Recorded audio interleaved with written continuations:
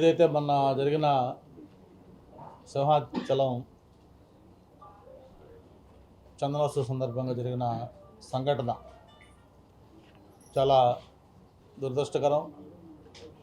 ఎప్పుడు కూడా జరిగిన విధంగా సింహాచలం క్షేత్రంలో మరి ఆ గోడ కూలిపోవడంతో 7 భక్తులు మరణించడం అది ఎవరు కూడా తీర్చలేని నష్టం.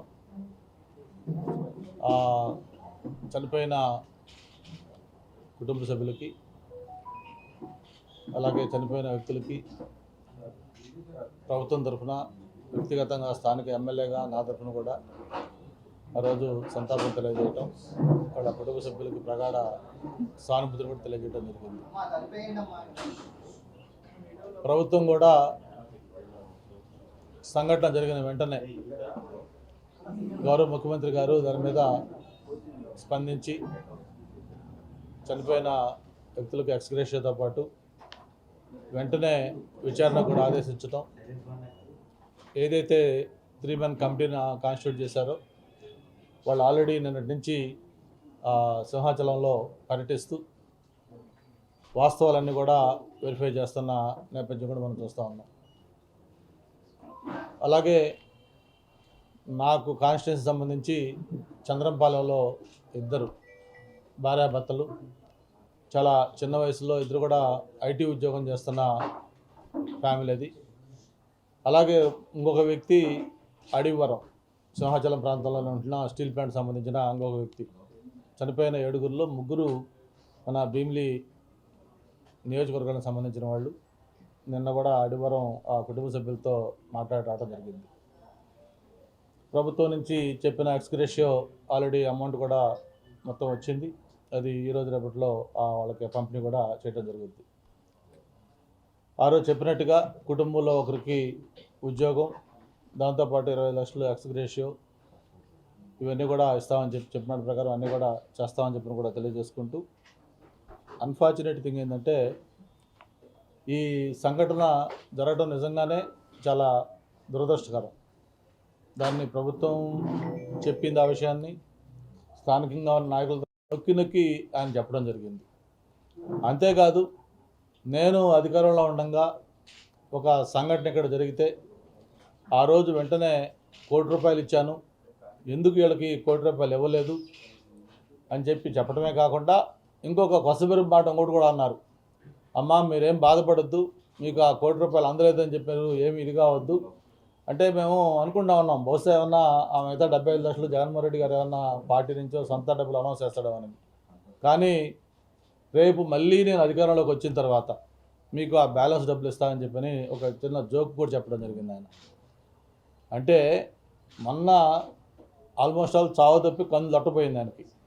11 సీట్లతోటి ఒక చరిత్రలో కన్నీ విని ఎరిగిన ఘోర పరాజయంతో ఆయన ఎలక్షన్లో ఓడిపోయిన తర్వాత మళ్ళీ నేను అధికారంలోకి వచ్చి నేను మీకు బ్యాలెన్స్ డబ్బులు ఇస్తానని చెప్తే అది ఏదో దింపుడికి వెళ్ళడం ఆశ అంటారు. ఏదన్నా చనిపోయి మామూలుగా తీసుకెళ్ళేటప్పుడు మళ్ళీ కొంత దూరం పోయినాక ఆ శవాన్ని దించి ఏదో ఆయన పేరు చెప్పి లెగు అంటే ఎంత లెగరో అలాగే ఈరోజు వైఎస్ఆర్ పార్టీ మళ్ళీ అటువంటి పరిస్థితిలో ఉన్న పార్టీ. రేపు నేను మళ్ళీ అధికారంలోకి వచ్చినాక మీకు ఆ బ్యాలెన్స్ డబ్బు ఇస్తానని చెప్పడం అంటే ఆ కుటుంబ సభ్యులతో పరిహాసం అన్నట్టుగా ఈరోజు ప్రజలు భావిస్తూ ఉన్నారు. అంతేకాదు నిన్న స్థానిక విశాఖపట్నంలో ఉన్న నాయకులు, వైఎస్ఆర్ పార్టీ నాయకులు, మరి వాళ్ళ పేర్లు కూడా మనకు అనవసరం, ఇప్పుడు అంతమంది నాయకులందరూ కూడా ఆ సంఘటన జరిగిన ప్రాంతానికి వెళ్ళారు. ఓకే, రైట్, తప్పు లేదు. ప్రతిపక్ష పార్టీలు, రాజకీయ పార్టీలు ఇటువంటి సంఘటన జరిగినప్పుడు అది బాధ్యత, వెళ్ళినప్పుడు కొంచెం బాధ్యతాయుతంగా ఉండాల్సింది పోయి అక్కడ కూడా ఇష్టం వచ్చినట్టు మాట్లాడి వాళ్ళు కూడా ఇవి ప్రభుత్వం చేసిన హత్యలే అని చెప్పడం జరిగింది. ఎవరు కూడా ఇటువంటి విషయం జరగాలని కోరుకోరు. అది తెలుగుదేశం ప్రభుత్వం కాదు, వైఎస్ఆర్ ప్రభుత్వం కాదు, లేకపోతే ఇంకో ప్రభుత్వం కాదు, ఏ ప్రభుత్వంలో కూడా ఇటువంటి సంఘటన జరగాలని ఎవరు కూడా కోరుకోరు. కానీ ఇటువంటి సంఘటనలు జరిగినప్పుడు ప్రభుత్వం ఎలా రియాక్ట్ అయింది, భవిష్యత్తులో మళ్ళీ ఇటువంటి జరగకుండా ఏం చేయాలి, ఇటువంటి వాటికి సంబంధించి చూడాలి తప్ప ఇది ప్రభుత్వం చేసిన హత్య అని చెప్పిన దాన్ని రాజకీయం చేసి మాట్లాడటం కూడా చాలా బాధాకరం. మీకు ఇది ఒక చిన్న జగన్మోహన్ రెడ్డి గారు 2019-24 5 సంవత్సరాల పరిపాలనా కాలంలో ఇవి కొన్ని చిన్న కొన్ని ఉదాహరణలు మాత్రమే. ఇవన్నీ కూడా ఆయన హయాంలో జరిగిన ప్రమాదాలు. మీకు చెప్తాను. కచ్చులూరు బోటు మీ అందరూ కూడా గుర్తుంటుంది. టూరిజం సంబంధించిన బోటు మునిగిపోయి 47 మంది మృతి. అది కూడా ప్రభుత్వ హత్యనా? అలాగే అన్నమయ్య డ్యామ్ కొట్టుకొని పోయి 37 మంది మృతి. అలాగే విశాఖలో ఎల్జీ పాలిమర్స్ అందరూ కూడా గుర్తుంది, మనం కూడా 2 రోజులు ఇబ్బంది పడ్డాం, 12 మంది మృతి. అలాగే రుయా ఆసుపత్రిలో ఆక్సిజన్ అందక, అంటే ఎంత ఘోరమో చూడండి, అక్కడ 11 మంది మృతి. విశాఖలో ఒక క్రేను షిప్యార్డ్ దగ్గర అక్కడ 11 మంది మృతి. అలాగే బెజవాడ కోవిడ్ కేర్ సెంటర్లో స్వర్ణ ప్యాలెస్ అలాగే హాస్పిటల్ సంబంధించి అగ్ని ప్రమాదం అయితే 10 మంది మృతి. ఏలూరు జిల్లా పోరస్ కెమికల్స్లో అగ్ని ప్రమాదం 6 మంది మృతి. ప్రకాశం జిల్లా పాలమూరులో శానిటైజర్ తాగి, అది మద్యం అనుకొని శానిటైజర్ తాగి 13 మంది మృతి. జంగారెడ్డిగూడెంలో నాడు సారా తాగి 46 మంది మృతి. అంటే ఇవన్నీ కొన్ని ఎగ్జాంపుల్సే. ఇవన్నీ కూడా జరిగినప్పుడు ఇవన్నీ మేము ప్రభుత్వ హత్యలల్లా, ఎందుకంటే కొన్ని జరుగుతాయి. ఒక ఉమ్మడి విశాఖ పరిధి, ఈ ఒక ఉమ్మడి విశాఖ పరిధిలో తీసుకుంటే పరిశ్రమల్లో, అది ఓన్లీ పరిశ్రమల్లో 2019-20 13 ప్రమాదాలు జరిగాయి, 17 మంది చనిపోయారు. 2020-21 9 ప్రమాదాలు జరిగితే 31 మంది చనిపోయారు. 21-22 సంవత్సరాల్లో 11 ప్రమాదాలు జరిగితే 12 మంది చనిపోయారు. 2022-23 6 ప్రమాదాలు జరిగితే 11 మంది చనిపోయారు. 2023-24 4 ప్రమాదాలు జరిగితే 20 మంది. అంటే ఇది కేవలం ఉమ్మడి విశాఖ జిల్లాలో పరిశ్రమల్లో జరిగిన ప్రమాదాల్లోనే ఇంతమంది ఈ 5 ఏళ్లలో వైఎస్ఆర్ ప్రభుత్వం కాలంలో చనిపోయారు. అంటే దేన్ని ప్రభుత్వ హత్య అంటారంటే, నిజంగా ఏదైనా దాంట్లో ప్రభుత్వం టోటల్ ఫెయిల్యూర్ అయిపోయి కొన్ని జరిగిన ఎక్కడన్నా జరిగితే అటువంటి అంటారు తప్ప, దీని అసలు ప్రభుత్వ హత్య అంటానికి రాజకీయంగా వాళ్ళు ఎంత దిగజారుతున్నారో దీన్ని అర్థం చేసుకోవాలని కూడా కోరుకుంటా ఉన్నాను. అలాగే ఏదైతే ₹1 కోటి పరిహారం ఇవ్వాలని చెప్పిన కూడా జగన్మోహన్ రెడ్డి గారు అన్నారు. జగన్మోహన్ రెడ్డి గారితో పాటు వాళ్ళ పార్టీ నాయకులు అన్నారు. అనటమే కాదు, మేము ఏదైతే ఇక్కడ ఎల్జీ పాలిమర్స్ ఇన్సిడెంట్ అయితే మేము వెంటనే వచ్చి ₹1 కోటి అనౌన్స్ చేశామని చెప్పని చెప్పడం జరిగింది. మరి ఇదే ₹1 కోటి ఎల్జీ పాలిమర్స్ తప్ప ఇంకెక్కడన్నా ఆ 5 ఏళ్లలో ఆయన అన్ని, నేను ఇంతకుముందు మీకు లిస్ట్ చదివాను, నేను మీకు కచ్చులూరు బోర్డు దగ్గర నుంచి అన్నమయ్య డ్యామ్ దగ్గర నుంచి మొత్తం రుయా హాస్పిటల్లో ఆక్సిజన్ సరిపోయే దగ్గర నుంచి అన్నీ కూడా వరుసగా ఒక 10-15 ఇన్సిడెంట్లు చెప్పాను. అలాగే విశాఖపట్నంలో కూడా నేను అన్నీ ఇప్పటిదాకా ఎన్ని చూపించాను మీకు, ఏ ఇయర్లో ఎన్ని అయినాయి అని చెప్పాను. ఒక ఎల్జీ పాలిమర్స్లో మాత్రమే ఎందుకు ₹1 కోటి ఇచ్చారు, మిగతా వాటిల్లో ఎందుకు 10 లక్షలు ఎట్లిచ్చుకుంటూ వచ్చారు కూడా జగన్మోహన్ రెడ్డి గారు వాళ్ళ పార్టీ నాయకులు చెప్పాలి. ఎల్జీ పాలిమర్స్ కానీ, లేకపోతే మనం ప్రభుత్వం అధికారంలోకి వచ్చిన తర్వాత కూడా ఒక ఇండస్ట్రియల్ యాక్సిడెంట్ అయింది, ఎసెన్షియా ఫార్మా అని. ఆ ఎసెన్షియా ఫార్మా రీసెంట్గా యాక్సిడెంట్ అయినప్పుడు అక్కడ దాంట్లో చనిపోయారు, మొత్తం 18 మంది చనిపోయారు. ఇది 21/8/2024 అనకాపల్లి సెజ్లో జరిగింది, ఎసెన్షియా ఫార్మా. అక్కడ కూడా మనం ప్రభుత్వం వెంటనే స్పందించి వాళ్ళకి చనిపోయిన వాళ్ళకి ఆ రోజు ₹1 కోటి ఇవ్వడం జరిగింది. అంటే ఒక ఇండస్ట్రియల్ యాక్సిడెంట్కి, ఒక పుణ్యక్షేత్రంలో ఒక గోడ కూలి మరణించిన దానికి 2 ఒకే ఘాట కట్టేసేసి, అంటే వీళ్ళ ప్రాణాలు విలువైనవి కాదనట్లా, ఎవరైనా ప్రాణమే.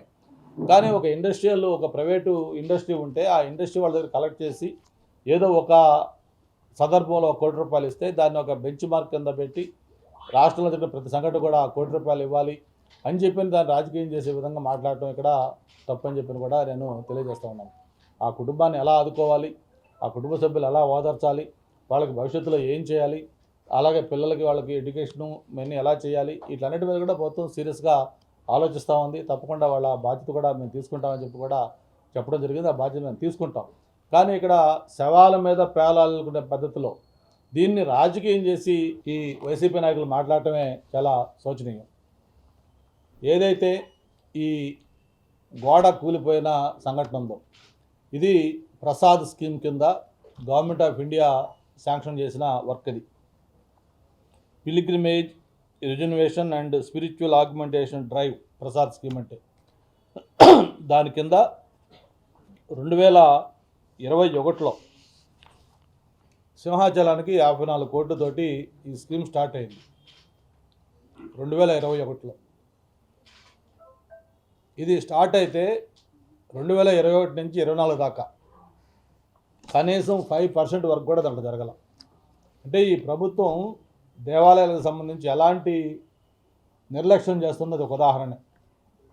మరి మొన్న ప్రభుత్వం వచ్చిన తర్వాత ఈ వర్కులు రివ్యూ చేసి ఎందుకు వర్కులు స్టార్ట్ కాలేదు, దీన్ని చేయాలని చెప్పి మొదలుపెట్టినాక మళ్ళీ వర్కులు మొదలైనాయి. దానికి సంబంధించి ఎవరైతే లక్ష్మణరావు అనే కాంట్రాక్టరు ఆయన కూడా కొన్ని నిన్న ఎంక్వైరీ కమిటీ ముందు చెప్పడం జరిగింది. మరి దాంట్లో వాస్తవాలు అన్నీ తెలిస్తే ఖచ్చితంగా ఎలా అయింది ఏంటి ఎవరు బాధ్యులేని.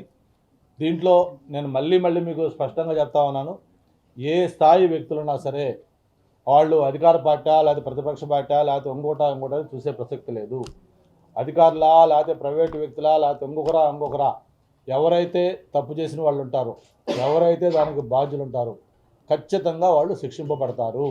గౌరవ ముఖ్యమంత్రి గారు స్పష్టంగా చెప్పడం జరిగింది, ఇటువంటి ఇన్సిడెంట్స్ భవిష్యత్తులో జరగకుండా కఠినంగా మనం చర్యలు కూడా తీసుకోవాలి అని చెప్పి స్పష్టంగా చెప్పడం జరిగింది. ఇక్కడ ప్రభుత్వం హత్య అంటానికి వాళ్ళకి అసలు ఏ విధంగా మాట్లాడుతుందో నాకు అర్థం కావట్లా. మేము ప్రభుత్వం ఎంత కన్సర్న్గా ఉంది దీన్ని చేయడం కోసం అనేది మీకు మొన్నే చెప్పాం. మనం ఒక 5 మంత్రులతోటి గ్రూప్ ఆఫ్ మినిస్టర్ని కాన్స్టిట్యూట్ చేసి ఎక్కడా కూడా జాగ్రత్తలు తీసుకోమని చెప్పి ఒక స్పెషల్గా చెప్పిన నేపథ్యంలో ఇది ప్రభుత్వ హత్య చేసిందని చెప్పి మాట్లాడటం అంటే ఇది చాలా శోచనీయం. అంతేకాకుండా ఈ హైందవ సాంప్రదాయాలు వైదిక ఈ విలువలు ఏంటి ఇవన్నీ కూడా మాట్లాడుతూ ఉన్నారు. దానికి ఏదైతే నిన్న అక్కడ చనిపోయారో దాన్ని సంప్రోక్షణ చేయాలని చెప్పిన కూడా ఒక కొత్త పాయింట్ తీసుకొచ్చారు. నేను కూడా పండితులతో మాట్లాడడం జరిగింది, సింహాచలం ప్రధాన అర్చకులతో మాట్లాడడం జరిగింది.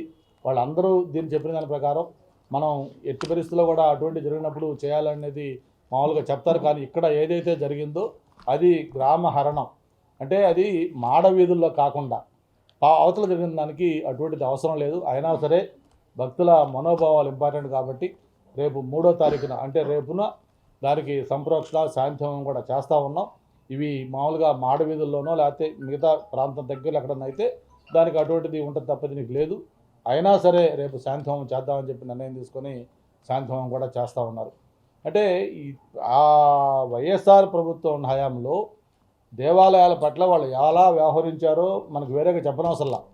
మనం చూసాం అంతర్వేదిలో రథం ఎలా కాలిపోయిందో, మనకు దగ్గరలో ఉన్న రామతీర్థం రాముడి గారి తల ఎలా నరికారో చూసాం, విజయవాడ కనదుర్గ అమ్మవారి రథాలకు సంబంధించిన సింహాసనం సంబంధించిన అవి ఎలా మాయమైపోయినా చూసాం. ఇలాగా ఎన్నెన్ని అకృత్యాలు అన్యాయాలు ఆ హయాంలో జరిగాయో వాళ్ళకి ఈ దేవాలయాల పట్ల మన సాంప్రదాయాల పట్ల ఎలాంటి నమ్మకం ఉందో మనం వేరేగా చెప్పుకోని అవసరంలా. మరి జగన్మోహన్ రెడ్డి గారు స్వయంగా ఆయన ఆ ప్రవర్తన కూడా మనం చూసేవాళ్ళం, 2-3 వీడియోలు చూసేవాళ్ళం. ఏదో అక్షంతలు దాపాయనేసి దాన్ని మొత్తం ఇలా ఇల్లు చేసినాయి. అలాగే ఏదో ప్రసాదం ఇస్తే ఎక్కడో చోట వాసన చూస్తున్న చూసినట్టు చూసాం. ఇవన్నీ మనం ఇప్పుడు టెక్నాలజీ పెరిగిన తర్వాత సోషల్ మీడియాలో ఎక్కడ పెడితే అక్కడ వస్తూ ఉన్నాయి. కాబట్టి ఇవన్నీ మనం మాట్లాడుకుంటే వాళ్ళకి అది నైతికంగా బాగుండదు. బట్ ఏదేమైనా మేము ముందే చెప్పాం, సంఘటన చాలా దురదృష్టకరం, ఆ చనిపోయిన కుటుంబంలో అది తీర్చలేని శోకం. బట్ తప్పకుండా ప్రభుత్వం సైడ్ నుంచి దానికి ఎవరు బాధ్యులు, ఆ సంఘటన జరగడానికి అధికారులు ల్యాబ్సెస్ లేకపోతే ఇంకోటి అనేది కూడా తప్పకుండా ఎంక్వైరీ చేసి, ఎంక్వైరీ నిన్నే స్టార్ట్ అయింది, ఈరోజు కంప్లీట్ అవుతుంది. డెఫినెట్గా వాళ్ళ మీద చర్యలు తీసుకుంటామని చెప్పడం జరిగింది. తప్పకుండా చర్యలు తీసుకుంటాం. అలాగే వాళ్ళ కుటుంబంలో ఏదైనా ఇంకా న్యాయం చేయాలంటే ఇంకేమేం చేయాలో అవన్నీ కూడా చేస్తామని చెప్పని తెలియజేసుకుంటూ, దయచేసి గౌరవ జగన్మోహన్ రెడ్డి గారికి అలాగే వాళ్ళ నాయకులు కూడా ఒకటే నేను అప్పీల్ చేస్తూ ఉన్నాను, ఇటువంటి ఇన్సిడెంట్ జరిగినప్పుడు రాజకీయంలో లబ్ధి పొందాలని చేసే ప్రయత్నం కంటే కూడా ఆ చనిపోయిన కుటుంబాలకి ఇక్కడున్న ప్రజలకి ఒక స్థానికంగా ఉండే మనందరం కలిసి ఒక మానసిక స్థైర్యం ఇచ్చే విధంగా వాళ్ళలో ఇచ్చేయాలి తప్ప ఇంకొంచెం వాళ్ళని ఇబ్బంది పెట్టే విధంగా మాట్లాడి దీంట్లో కూడా మనం రాజకీయ లబ్ధి పొందాలని ప్రయత్నం చేస్తే అబాస్ పాలవుతారు తప్ప ఎటువంటి ప్రయోజనం కూడా ఉండదు. అలాగే మన భక్తులకు కూడా ఒకటే తెలియజేస్తూ ఉన్నాను, ఏదైతే మనోభావాలు దెబ్బతినకుండా అది అవసరం లేకపోయినా సరే ఖచ్చితంగా ఆ సంప్రోక్షణ ఆ శాంతి హోమం కూడా రేపు జరుగుతుంది. యథావిధిగా దేవస్థానం యొక్క దీన్ని అందరూ కూడా తీసుకోవాల్సిందిగా భక్తుల్ని అప్పీల్ చేసుకుంటూ ఈ కుటుంబాలకు మరొకసారి ప్రగాఢ సానుభూతి తెలియజేస్తూ ఉన్నాం. వాళ్ళందరిలో నిజంగానే బాధ కలిగే ఇన్సిడెంట్, పాపం చిన్న పిల్లలు యువకులు ఐటీ సాఫ్ట్వేర్లో ఉద్యోగం చేస్తున్న వాళ్ళు చూస్తుంటే చాలా నిజంగా మనకే మనసు చూపునిస్తుంది. దేవుడి దర్శనానికి వచ్చి అక్కడ చనిపోవడం అనేది ఎవరు కూడా ఊహించలేని తీర్చలేని నష్టం అది. బట్ దాన్ని దయచేసి ఈ రాజకీయ జీవితం చెప్పి మరొకసారి వైఎస్ఆర్ పార్టీ నాయకులకి అప్పీల్ చేస్తాం. మరిన్ని వీడియోస్ కోసం ఛానల్ ని సబ్స్క్రైబ్ చేయండి. లేటెస్ట్ అప్డేట్స్ కోసం వాట్సాప్ ఛానల్ ని ఫాలో అవ్వండి. ఆ లింక్ డిస్క్రిప్షన్ లో ఉంది.